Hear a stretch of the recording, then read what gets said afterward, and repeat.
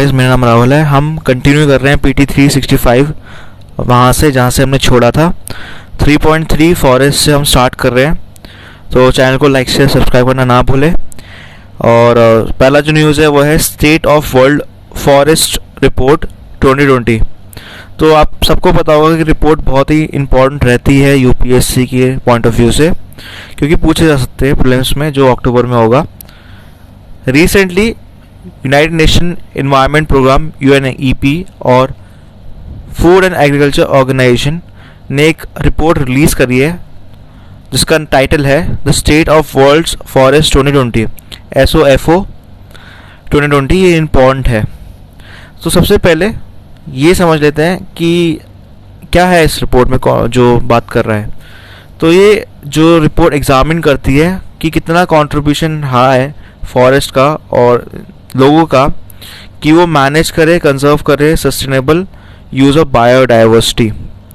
जो इशू है ये SOFO का, वो ड्रॉ करता है किस रिज़ल्ट पे FAO का रिज़ल्ट जो global forest resources assessment 2020 FRA 2020 में है। अब FRA क्या है? FRA 2020 एग्जामिन करता है क्या स्टेटस है, क्या ट्रेंड है। जो बड़े सारे फॉरेस्ट है जिसमें मतलब 60 से भी ज़्यादा वेरिएबल है कि वो किस एक्सटेंड या क्या उसके कैरेक्टरिस्टिक है, कंडीशन है फॉरेस्ट की अक्रॉस 236 कंट्रीज़। और ये जो इसका कवरेज है एरिया ऑफ पीरियड वो 1990 से लेकर 2020 तक है, तो मतलब 30 साल तक का आप समझ लीजिए। अब क्यों इम्पोर्टेंट होती है रिपोर्ट? ये भी इसलिए इम्पोर्टेंट है क्योंकि मेंस में स्टेट ऑफ फॉरेस्ट रिपोर्ट से एक क्वेश्चन सीधा पूछ लिया गया था। इसलिए रिपोर्ट पढ़ना बहुत ज़्यादा इम्पोर्टेंट है, क्योंकि आप फिर स्टेट भी कर सकते हो फैक्ट्स मेंस में। तो FAO सबको पता है, लेकिन इसमें हम समझ लेते हैं जिन लोगों को नहीं पता कि FAO Food and Agriculture Organization है, एक स्पेशलाइज्ड एजेंसी है UN की, जो कि इंटरनेशनल एफर्ट्स लगाती है कि वो हंगर को डिफीट करे।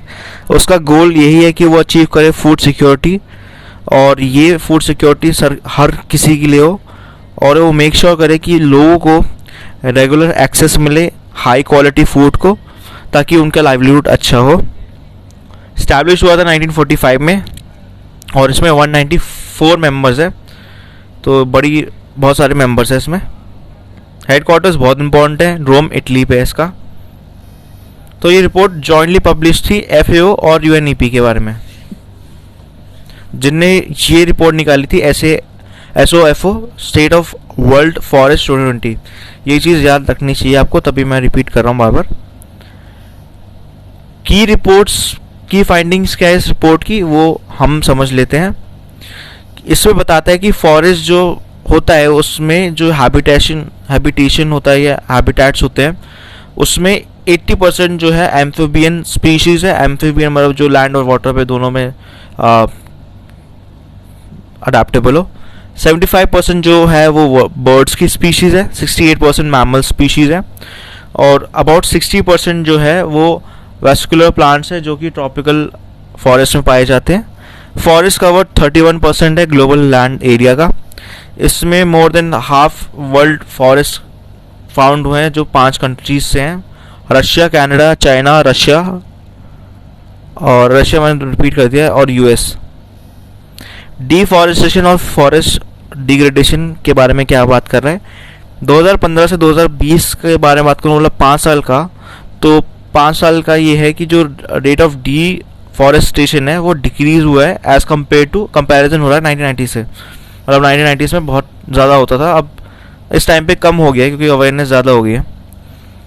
एग्रीकल्चर एक्सपेंशन जो है बढ़ रहा है, और ये कंटिन्यू कर रहा है। एक मेजर रीजन जो डिफॉरेस्टेशन या फॉरेस्ट फ्रैगमेंटेशन का एक रीजन बन रहा है, और इससे बायोडाइवर्सिटी पे भी अफेक्ट आ रहा है। United nation strategic plan for forest की बात करूं तो वर्ल्ड ट्रैक नहीं कर पा रही कि वो कैसे अपने टारगेट्स को मीट करे जो कि फॉरेस्ट के लिए है। और यहाँ पे एक इम्पॉर्टेंट चीज़ कि वो नहीं अचीव कर पा रही टारगेट जो कि उनका था कि उनको अचीव करना है फॉरेस्ट एरिया को इंक्रीज़ करना 3% वर्ल्ड वाइड बाई 2030। तो ये जो टारगेट है दूर जाता हुआ दिख रहा है। कुछ और फाइंडिंग जो FRA में थी 2020, जो इसमें हमने देखा था FRA 2020 जो FO global forest resources assessment 2020 का है, इसमें है फॉरेस्ट रीजनरेशन, जिसमें है कि आपका जो नेचुरली रीजनरेटिंग फॉरेस्ट होते हैं वो डिक्रीज हो गए सिंस 1990, बट कुछ एरिया है जो प्लांटेड फॉरेस्ट हैं वो बड़े हैं। एशिया सबसे हाईएस्ट नेट गेन है फॉरेस्ट एरिया में, वाइल जो अफ्रीका है वो लार्जेस्ट है एनुअल रेट पे जो नेट फॉरेस्ट लॉस होता है। प्रोटेक्टेड एरिया की बात करें तो 18% जो है forest world wide prohibit areas में आता है, जिसमें 25% forest world wide primary forest में आते हैं, जिसमें forest with no clearly visible indication of human activities, मतलब 25% में ह्यूमन एक्टिविटी होती नहीं है जो प्राइमरी फॉरेस्ट में आती है। साउथ अमेरिका की बात करें तो साउथ अमेरिका में हाईएस्ट शेयर है और फॉरेस्ट का जो प्रोटेक्टेड एरियाज में आता है 31%, और जो 10% है वर्ल्ड्स का फॉरेस्ट की बात करूँ तो वो एलोकेटेड है बायोडाइवर्सिटी कंजर्वेशन। फॉरेस्ट फायर जो हमने सुना है रेगुलरली होती रहती है, इंडिया की बात करूँ तो उत्तराखंड में हमने फॉरेस्ट फायर बहुत देखी है। तो वो जो फॉरेस्ट बर्न होता है 4% है टोटल फॉरेस्ट एरिया का ट्रॉपिक्स पे। डिक्रीज जो आया है कार्बन स्टॉक पे जो देखा गया है वो है कि जो टोटल कार्बन स्टॉक है फॉरेस्ट में वो डिक्रीज हुआ है 668 गीगाटन से 1990 से, मतलब 6 कम हुआ है 662 गीगाटन 2020 में। तो मतलब 30 सालों में 6 कम हुआ है। Proportion and distribution of global forest area climate domain 2020, ये इंपॉर्टेंट है। तो ट्रॉपिकल सीधी बात है, जो ट्रॉपिकल एरियाज है, आपने जितने भी लोगों ने ज्योग्राफी पढ़ी होगी उनको पता है कि ट्रॉपिकल एरियाज कौन कौन से हैं। और वहाँ पे आप देख सकते हो इंडिया, इंडोनेशिया, ये सारे अफ्रीका के जो नीचे वाले जो सदर्न पोर्शन है वो देख सकते हो, और साउथ अमेरिका के भी। बोरेल थोड़ा ठंडे क्लाइमेट में है तो वो नॉर्थ की तरफ है, और आप देख सकते हो रशिया वगैरह। टेम्परेट जो है मेडिटेरेनियन सी के पास होते हैं, जो ग्रीन से होते हैं, जो आप देख सकते हो यहाँ पे मेडिटेरेनियन का हो गया, ठीक है। और USA में देख सकते हो आप, और सब ट्रॉपिकल भी आपको दिख रहा होगा, ठीक है। आगे बढ़ते हैं, कंजर्वेशन ऑफ स्पीशीज के बारे में बात कर लेते हैं। कंजर्वेशन ऑफ स्पीशीज के बारे में क्या कह रहा है ये, फॉरेस्ट स्पेशलिस्ट इंडेक्स है, ये डेवलप हुआ था वर्ल्ड वाइल्ड लाइफ फंड के द्वारा, और इसमें गिरावट आई है 53% की बिटवीन 1970 टू 2040, जो कि हाईलाइट करता है इंक्रीज रिस्क जो स्पीशीज़ का है, जो कि पहले वनरेबल थे अब एक्सटेंशन पे आ गए हैं। हेल्थ रिस्क की बात करें तो फॉरेस्ट जो पोजेस करता है हेल्थ रिस्क, जो कि इसका मेजर जो कॉज है वो है फॉरेस्ट एसोसिएट डिजीज़। उसमें क्या क्या डिजीज़ है, एक तो मलेरिया है, दूसरा है चेगस, थर्ड है डिजीज़ लैसीमेनियस, और बड़े सारे जैसे HIV और इबोला। मेजॉरिटी जो न्यू इन्फेक्शियस डिजीज़ जो अफेक्ट कर रहे हैं ह्यूमन को, आप सभी को बताया कोरोना वायरस, उसमें जो मेजर रीजन है वो है सार्स कोरोना वायरस 2 वायरस, जिसने कोविड पैंडेमिक को ट्रिगर करा, और जूनोटिक है ये, और इनका जो इमरजेंस है लिंक्ड है हैबिटेट लॉस से, जो कि फॉरेस्ट एरिया चेंज की वजह से है, और जो एक्सपेंशन हुई है ह्यूमन पॉपुलेशन की फॉरेस्ट एरिया में, वो देखा गया है ह्यूमन एक्सपोजर जो बढ़ रहा है वाइल्ड लाइफ को, वो एक थ्रेट भी दिखा रहा है इस चीज़ को। नेक्स्ट जो है न्यूज़ वो है नगर वन स्कीम। इम्पॉर्टेंट है क्योंकि ministry of environment forest and climate change ने सिलेक्ट करा आंध्र प्रदेश का जो कैपिटल है, अरुणाचल प्रदेश का जो कैपिटल है ईटानगर, ताकि वो इम्प्लीमेंट करे नगर वन, जिसको बोला जाता है अर्बन फॉरेस्ट स्कीम। नगर वन स्कीम क्या है इसको समझ लेते हैं। नगर वन स्कीम क्रिएट करता है फॉरेस्ट 200 अर्बन सिटीज़ में across the country next 5 years तक, और रिन्यू फोकस करता है peoples participation, collaboration, forest department और म्यूनिसिपल बॉडी, NGO, कोऑपरेट्स और लोकल सिटीजन्स पे। इसमें पूना वर्जे फॉरेस्ट आता है जो ऑफर करता है good model for growth forest establish होता है और मेंटेन होता है स्टेट गवर्नमेंट के द्वारा। अबाउट में समझ लेते हैं अर्बन फॉरेस्ट्री के बारे में। ये एक इंटीग्रेटेड सिटी वाइड अप्रोच है जो प्लांट करता है केयर मैनेजमेंट ट्रीज का, फॉरेस्ट का, नेचुरल सिस्टम्स का, जो कि सिटी में रहते हैं ताकि वो सिक्योर करें multiple environmental social benefit urban developers के लिए। कॉन्सेंट्रेट करता है जितने भी सारे ट्री डोमिनेटेड एरियाज़ हैं और ग्रीन रिसोर्सेज को भी देखता है जो अर्बन एरियाज़ में रहते हैं, जिसमें Woodlands, public private urban parks, gardens, urban nature areas और बड़ी सारी चीज़ें आती है। इसके साथ हम देख लेते हैं हैरियत पाथ क्या है। ये एक मोबाइल ऐप है जो फैसिलिटेट करता है क्रिएशन ऑफ ग्रीन हाईवेज जो कंट्री के अक्रॉस होता है। यह मॉनिटर करता है लोकेशन ग्रोथ, मेंटेनेंस एक्टिविटी और टारगेट्स जो हर प्लांट्स के लिए होते हैं under all highway plantation projects. ये डेवलप होता है national highway authority of India के द्वारा, जो कि आता है ministry of road transport and highways के द्वारा। रिसेंटली NHAI ने बड़े सारे प्रोजेक्ट्स को देखा है जो नेशनल वाइड प्लांटेशन ड्राइव पर होते हैं। इसमें हरियत भारत संकल्प भी आता है, जिसके अंडर क्या होता है कि प्लांटेशन करना होता है 25 लाख प्लांट्स का 25 दिनों में, जो स्ट्रेच होता है नेशनल हाईवे के, जो आपने देखे होंगे ग्रीन फील्ड हाईवे जैसे होते हैं। जो इसी से रिलेटेड न्यूज़ है वो है कम्युनिटी फॉरेस्ट राइट्स से, और यहाँ पे मिनिस्ट्री ऑफ ट्राइबल अफेयर्स के बारे में बात कर रहे हैं, जिन्हें एक नया चीज़ें ड्राफ्ट करी है कम्युनिटी फॉरेस्ट राइट्स का और हैबिटेट राइट्स का। ये इम्पोर्टेंट है क्योंकि ट्राइबल का जो मेजर सोर्स रहता है वो फॉरेस्ट रहता है।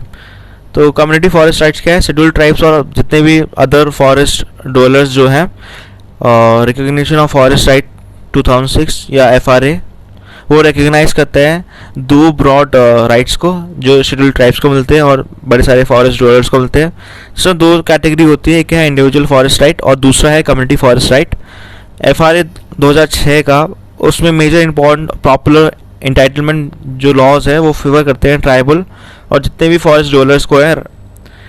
और यहाँ पे दूसरा है 2006 का ही FRA जो एक फ्रेमवर्क प्रोवाइड करता है जो कि रिकॉर्ड करता है फॉरेस्ट राइट्स का, जो कि देखा जाता है नेचर एविडेंस जो रिक्वायर्ड होते हैं रिकग्नाइज करता है और उसके जो राइट्स होते हैं वो उनके पास होते हैं।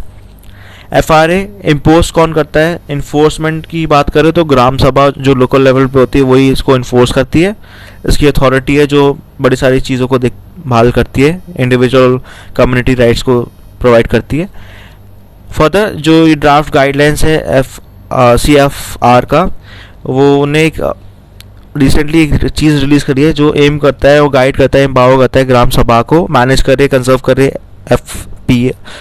CFR को इन सस्टेनेबल फैशन।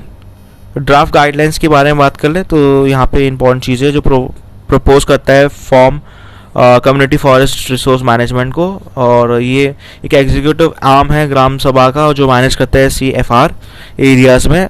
ये कॉन्स्टिट्यूट करता है नॉट लेस देन 5 मेंबर्स जो रहते हैं 5% विद एटलीस्ट 2/3 इसके मेंबर्स हो ST से। ये प्रोवाइड करते हैं फाइनेंशियल इंडिपेंडेंस ग्राम सभा से, जो कि होता है एक फंड क्रिएट होता है उसके थ्रू, और ये इनको मनी वहाँ से मिलता है। और यहाँ पे जो फॉरेस्ट सेल होते हैं, फॉरेस्ट प्रोड्यूस जो सेल होते हैं या डेवलपमेंट जो होता है फ्रॉम गवर्नमेंट भी जाता है यहाँ से पैसा, और नॉन प्रॉफिट से भी जाता है जो गवर्नमेंटल ऑर्गेनाइजेशन होती हैं। और यहाँ पे इम्पॉर्टेंट चीज़ ये है कि जो एम्पावरमेंट ऑफ ग्राम सभा जो है वो क्या क्या करती है। पहला है इंटीग्रेट करती है कम्युनिटी को ताकि वो प्रोटेक्ट करे वाइल्ड लाइफ, फॉरेस्ट और biodiversity, catchment areas, water sources, other ecological sensitive areas जो कि इसके अंडर आते हैं। एम्पावर करते हैं, कैरी आउट करते हैं पावर्स और अथॉरिटी जो कि लेड आउट होते हैं सेक्शन 5 ऑफ FRA, जो कि बड़ी सारी ड्यूटीज़ को होल्ड करता है फॉरेस्ट राइट्स का। फाइल कंप्लेंट जो है स्टेट लेवल मॉनिटरिंग कमेटी, वो अगर वायलेशन आता है तो वो देखती है। किसी भी जो राइट का होता है, और यहाँ पे लॉज बनाते हैं और अप्रोप्रिएट डायरेक्शन देते हैं गवर्नेंस का और कंजर्वेशन ऑफ CFR, जिसमें रेगुलेटरी पावर्स आती है, फंक्शन इफेक्टिवनेस ऑफ CFRMC और कॉन्फ्लिक्ट जो रेजोल्यूशन होता है, बेनिफिट शेयरिंग होता है, इशुएंस ऑफ ट्रांसमिट परमिट और फंड मैनेजमेंट जो होता है। यहाँ पे अप्रूव करते हैं, मॉडिफाई करते हैं CFR कंजर्वेशन मैनेजमेंट प्लान जो प्रिपेयर करते हैं suggested by CFRMC। Forest rights जो आप देख सकते हो, कम्युनिटी राइट्स इसमें निश्चित है, right of ownership, access to collect और dispose of minor forest produce है। अदर कम्युनिटी राइट्स जिसमें इंटाइटलमेंट आते हैं फिश और जितने भी सारे वाटर बेस्ड प्रोडक्ट्स हैं, और यहाँ पे कम्युनिटी टेनर्स आते हैं हैबिटेट और हैबिटेशन के लिए जो प्री एग्रीकल्चर कम्युनिटीज़ पे आते हैं। राइट्स जो रिकग्नाइज होते हैं स्टेट लॉज के अंडर या ऑटोनॉमस डिस्ट्रिक्ट काउंसिल या रीजनल काउंसिल। राइट्स जो प्रोटेक्ट करते हैं, रिजेन्युएट करते हैं, कंजर्व करते हैं, मैनेज करते हैं। और इसके अलावा राइट्स जो सेटलमेंट और कंजर्वेशन का देखते हैं फॉरेस्ट विलेज या रेवेन्यू विलेज पे। यहाँ पे ये भी है राइट टू एक्सेस जो बायोडाइवर्सिटी के लिए होते हैं, और कम्युनिटी राइट्स जो इंटेलेक्चुअल प्रॉपर्टी में होते हैं। Other trading traditional right customly enjoyed by forest dwelling ST और बड़ी सारी चीज़ हैं वो भी इसमें आती हैं। यहाँ पे लास्ट जो चीज़ है वो चीज़ इम्पॉर्टेंट है हमें समझने के लिए कि हैबिटेट राइट्स क्या हैं, जो हमने इतने बारे में पढ़ा है। तो हैबिटेट राइट्स FRA के अंडर आते हैं और ये मिलते हैं पर्टिकुलरली वनरेबल ट्राइबल ग्रुप्स। सो PVTG ये इम्पॉर्टेंट है बहुत, इनको मिलते हैं और इंडिया में बहुत है यहाँ पे। Section 3 clause 1 clause E FRA mention करता है राइट्स जिसमें कम्युनिटी टेन्योर्स आते हैं हैबिटेट के हैबिटेशन के लिए, और वो प्रिमिटिव ट्राइबल ग्रोथ्स को देखते हैं और बड़ी सारी चीज़ों को देखते हैं। ड्राफ्ट गाइडलाइंस जो है ह्यूमन राइट्स हैबिटेट राइट्स की वो देख लेते हैं। ड्राफ्ट डिफाइन करता है हैबिटेट जो एक प्लेस है जहाँ पे ट्राइबल या फॉरेस्ट रोलर्स जो बड़े एंशिएंट टाइम से हैं, स्पिरिचुअली और कल्चरली कनेक्टेड हैं और उनका लाइवलीहुड भी कनेक्टेड है, जैसे forest produce, collection of fishing और बड़े सारी चीज़ें। फॉरेस्ट राइट्स बड़े सारे बंडल ऑफ राइट्स है जो अबव कनेक्शन और हैबिटेट से लिंक्ड है। हैबिटेट राइट्स में क्या क्या आता है? पहला, right to perform customary religious ceremonies. Second है right to protect and conserve natural entities. Third है right to protect and conserve places important for regional and spiritual purpose. Fourth है right to practise traditional cultivated system. और last है habitat rights excluding जितने भी traditional right है hunting, trapping और बड़ी सारी चीज़ों का। नेक्स्ट जो न्यूज़ है वो है डिफॉरेस्टेशन हॉटस्पॉट्स का। यहाँ पे क्या है हॉटस्पॉट के बारे में समझ लेते हैं। नई रिपोर्ट आई है WWF की, वर्ल्ड वाइल्ड फंड की, जो कि एनालाइज कर रही हैं 24 deforestation hotspot Asia, Latin America और अफ्रीका में। वर्ल्ड वाइल्ड लाइफ फंड के बारे में जान लेते हैं। सबसे बड़ी प्राइवेटली फाइनेंस कंजर्वेशन ऑर्गेनाइजेशन है जिसका काम ये है कि वो प्रोटेक्ट करे इंडेंजर स्पीशीज़ का और उनके हैबिटेट्स का। WWF वर्क करती है 100 कंट्रीज से ज़्यादा, वो कंजर्व करे diversity of life on earth.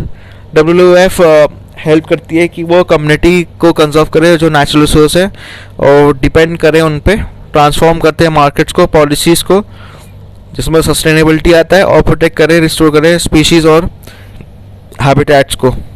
तो इस रिपोर्ट में क्या इंपॉर्टेंट है ये हाईलाइट करता है आपका ये डिफॉरेस्टेशन हॉटस्पॉट का जो है रिपोर्ट ये बताता है 2000 से लेकर 2018 मतलब 18 साल में 2/3 जो है फॉरेस्ट कवर वो लॉस हुआ है ट्रॉपिक्स और सब ट्रॉपिक्स में, वाइल जो फॉरेस्ट है कवर करता है 50% अर्थ का लैंड एरिया 8000 ईयर्स अगो तक।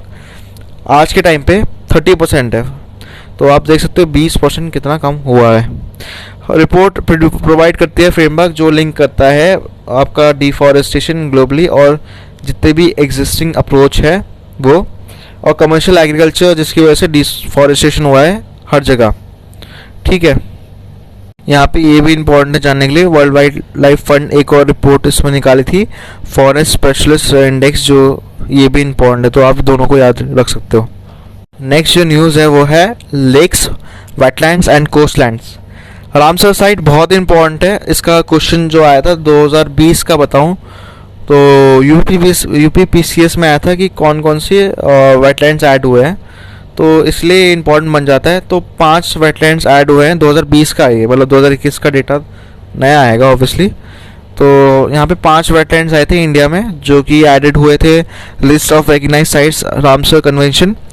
रामसर कन्वेंशन इंपॉर्टेंट है।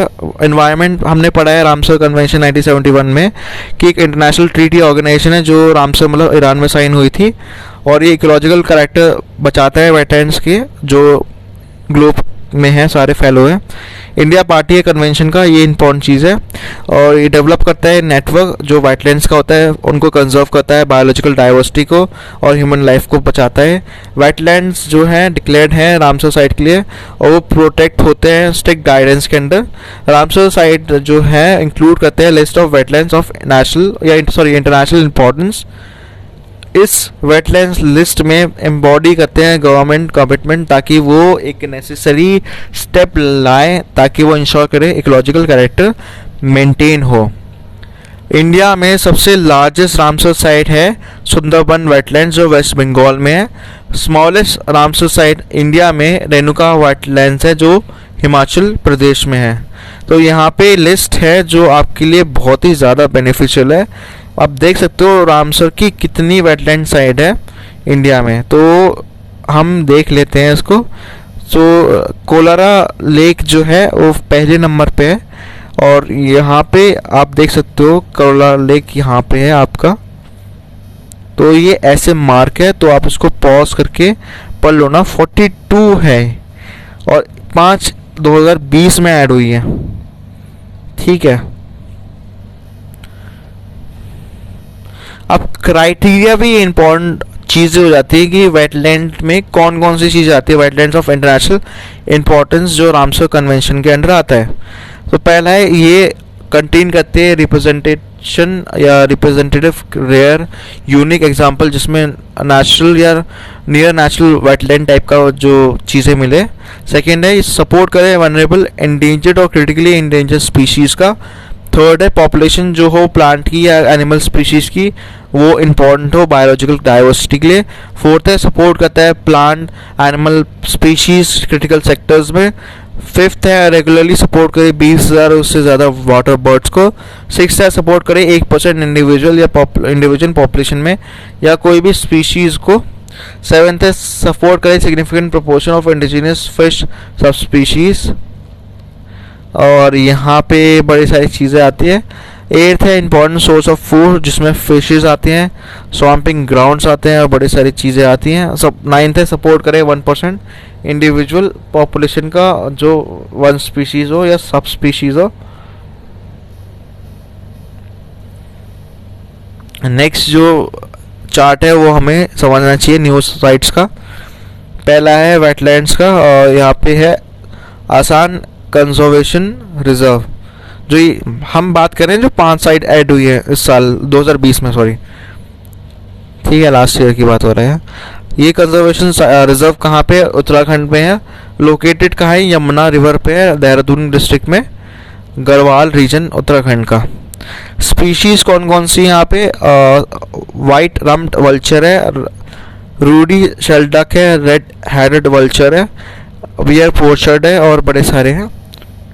सेकेंड है कबातल वेटलैंड जो है आपका यहाँ बिहार में, इसको कन्वर झील ही बुलाते हैं और ये वेटलैंड कवर करता है 2620 हेक्टेयर इंडो गंगेटिक प्लेन का नॉर्दर्न बिहार स्टेट में।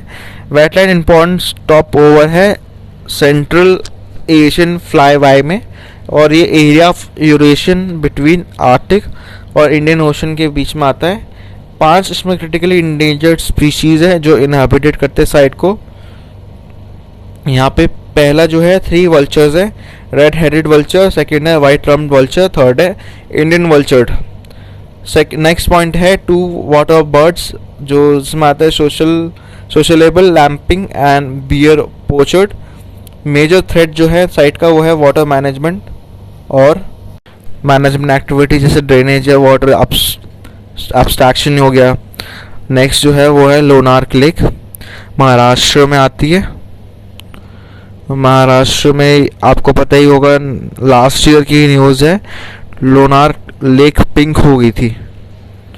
तो ये इसलिए भी इम्पोर्टेंट है और पूछा इसलिए भी गया था। लोकेटेड है डेक्कन प्लेटू में, और ये एंड्रोनिक या क्लोज बेसिन फॉर्मेशन है। मिट्योर का इम्पैक्ट आया था, उसकी वजह से बनी है लेक बसाल्ट बेड रॉक पे। साइट इंक्लूड करती है लेक और एस्कारपेंट्स भी है, जिसमें क्रैटर वॉल्स भी है और फॉरेस्ट जोन भी है।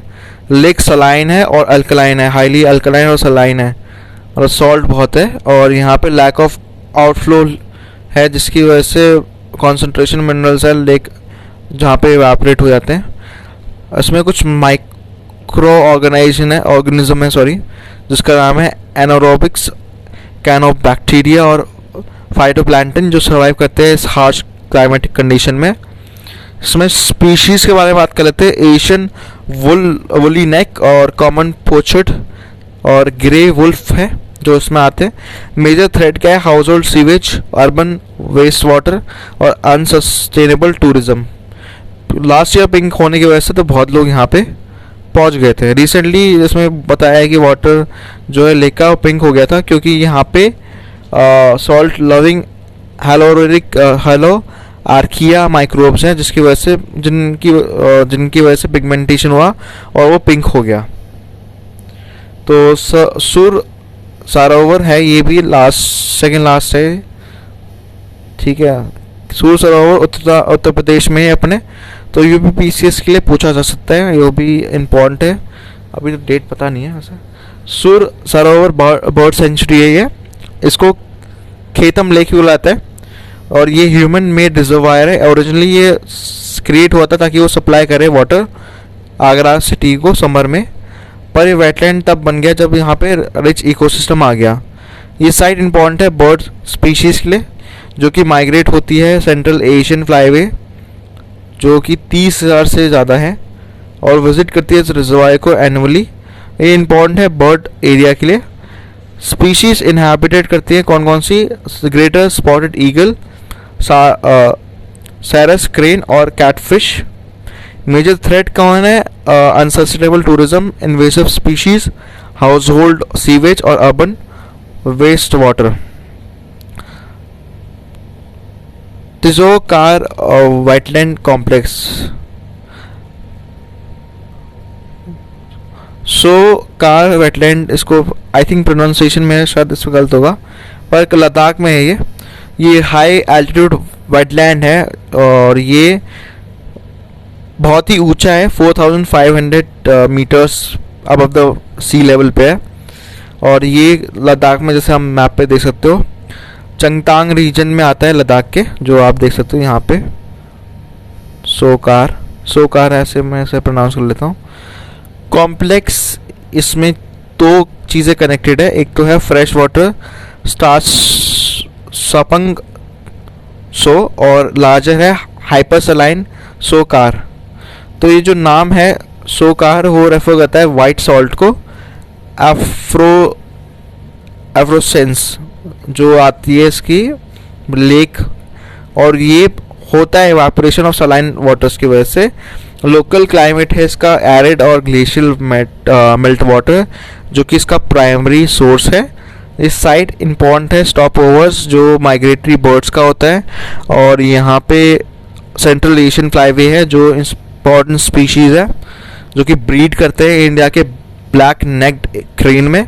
सोकार बेसिन एक A1 category important bird area में आता है जो बर्ड लाइफ इंटरनेशनल पे आते हैं, और इसका की स्टैगिंग साइट है central Asian flyway. A1 category जो है ग्लोबली थ्रेटेंड स्पीशीज़ है, और यहाँ पे बड़े सारी कैटेगरीज आते हैं। A2 होता है रिस्ट्रिक्टेड स्पीशीज़ के लिए, A3 होता है बायोम रिस्ट्रिक्टेड स्पीशीज़ के लिए, A4 होता है कॉन्सेक्रेशन जो कि 21% आता है ग्लोबल पॉपुलेशन का। स्पीशीज इनहैबिटेट करते हैं यहाँ पे साइट पे, वो इंडेंजर्ड है, और यहाँ पे फाल्कन आते। इसी के साथ हम यहाँ पे एंड कर रहे हैं। चैनल को लाइक शेयर सब्सक्राइब करें, और भी वीडियोस आती रहेंगी। तब तक के लिए बाय।